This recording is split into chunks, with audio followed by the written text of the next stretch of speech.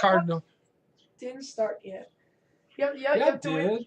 Well, because you said hello to the Desert Cardinal when it was at 2. Well, it's recording you right now. So then stop it. No. No. Hi, this is Desert Cardinal here, and me and my son were arguing. Say hi, Danny. Hello, people. So anyway, we're having fun. School's out, kids are home, so it's gonna be fun. Summer. Um, it's always fun with the kids. I have great kids.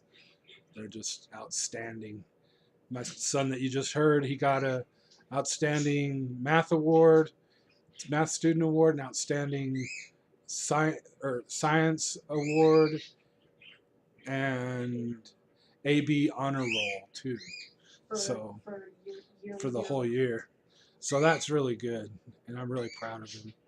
And my oldest son, he's doing real well. He's 15, and he's in a pre-college thing, and he's already earned some college credit this year, his freshman year in high school. So, I'm real fortunate. My wife is just amazing woman.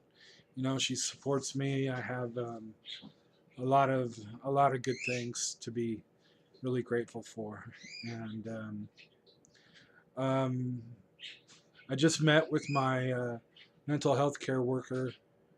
She comes once a week, and we talk about things.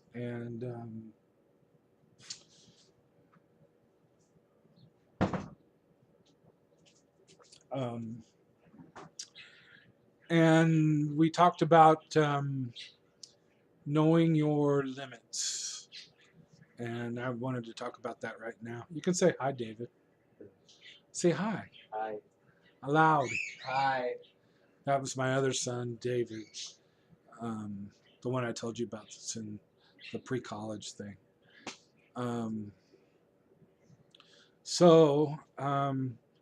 The thing that I talked about with my social worker was knowing your limits. And I think that's a real good thing, kind of like,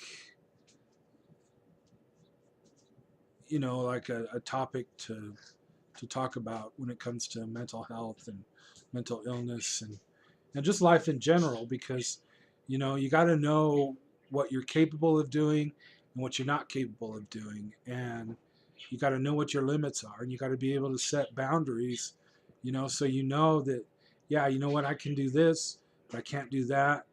I can say no, or I can say yes, or I'm not going to do this because I know that it's going to trigger me, or my stress level is at a certain place, and so I can't do this, and being able to advocate for yourself is kind of hard sometimes if you're not used to it, and especially in the mental health um, field, in the mental health community.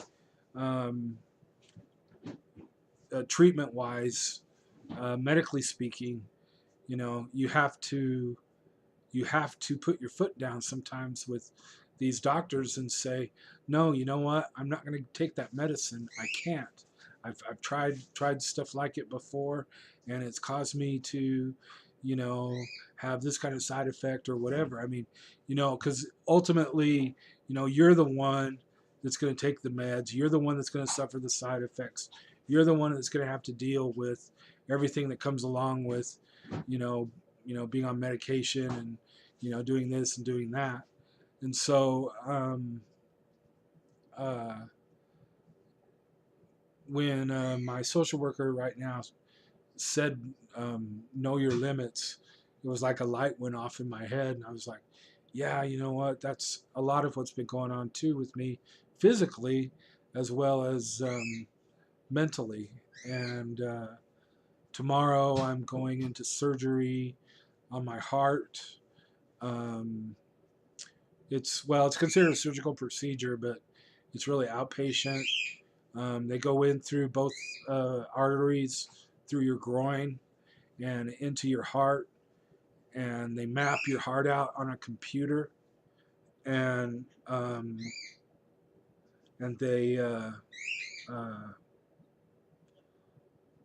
find the places in the heart where it's like where it's all messed up, and they actually use a radio wave frequency through one of the catheters that's in you to burn away the area in the heart that's messed up, and so they do that several times until they get the heart rate down where it needs to be. So it's been crazy. It's been hectic trying to get ready for that. In the midst of all of that, half of our roof collapsed in the garage. Not half really, but maybe like more like a third, I guess.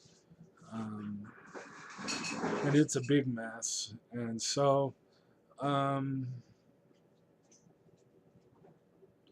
yeah, the whole thing of like, staying in the moment, being in the present moment, and all of that sort of thing really applies.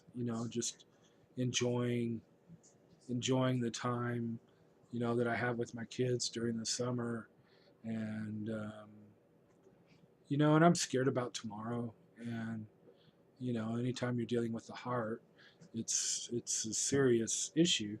90% success rate on this procedure, so I don't have too much to worry about, but it does get kind of scary, thinking about it, and but yeah, so I guess the takeaway from this today would be knowing your limits, knowing what you can do and what you can't do, and being able to advocate for yourself, being able to speak up and say, hey, you know what, I need this or I need that, or you know what, I can't do this and I can't do that. And being able to figure those things out. If you know beforehand, if you're going to go into a social situation and hey, I can do this and I can do this, so this is what I'm going to do, then it makes it a lot easier, because then you won't be under a whole lot of stress, and the less stress you're under, the less your symptoms are. It's only when our stress level goes up, then our mental health and mental illness symptoms start going up too. So we always want to try to keep our stress level as low as we can, so that way we're able to maintain a little bit more control over what we do and how do we respond in different situations. So anyway, it was a quick video.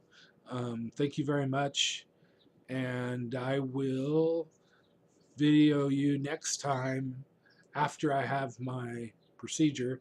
I might take my phone with me and videotape as much as I can, um, or film or video, whatever you call it, video as much as I can of being in the hospital, and kind of do like a little vlog diary of like what happens. So if you're interested. So anyhow, that's it, and take care. God bless you guys.